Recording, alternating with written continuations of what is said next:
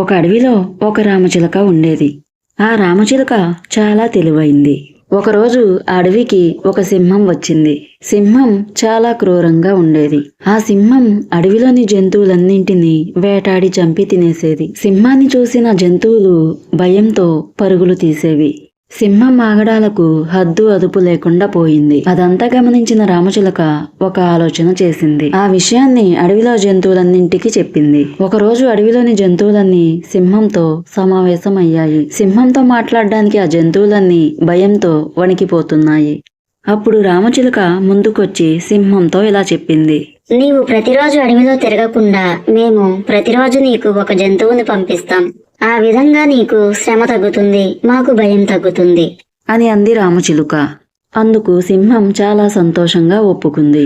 అలా కొన్ని రోజులు సింహానికి ఒక్కొక్క జంతువు సింహానికి ఆహారంగా వెళ్ళాయి. ఒకరోజు ఆ సింహానికి ఆహారంగా ఏ జంతువు వెళ్ళలేదు. ఆకలితో ఉన్న ఆ సింహానికి చాలా కోపం వచ్చింది. ఆ సింహం కోపంతో అడవిలోకి వెళ్ళింది. ఆ సింహాన్ని చూసిన జంతువులు భయంతో అల్లాడిపోతున్నాయి.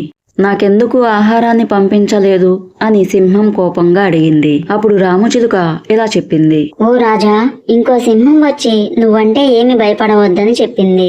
అది ఈ అడవిలో ఒక బావిలో దాక్కుంది. ఆ బావి ఎక్కడుందో సింహానికి చూపించమని రామచిలుకను అడిగింది. అప్పుడు ఆ సింహాన్ని రామచిలుక ఒక బావి దగ్గరకు తీసుకొని వెళ్ళింది. చూడండి రాజా, ఈ బావిలోనే సింహం ఉంది అని సింహంతో చెప్పింది రామచిలుక. రామచిలుక అలా చెప్పడంతో సింహం బావిలోకి తొంగి చూసింది. బావిలోకి తొంగి చూసిన సింహం ఆశ్చర్యపోయింది.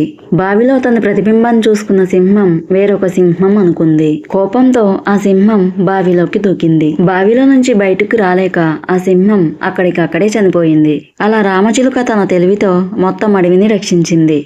ఫ్రెండ్స్, ఇలాంటి మరిన్ని స్టోరీస్ కావాలంటే మన ఛానల్ని సబ్స్క్రైబ్ చేయండి, షేర్ చేయండి, లైక్ చేయండి. మరొక మంచి స్టోరీతో రేపు వచ్చేస్తాను. Bye friends.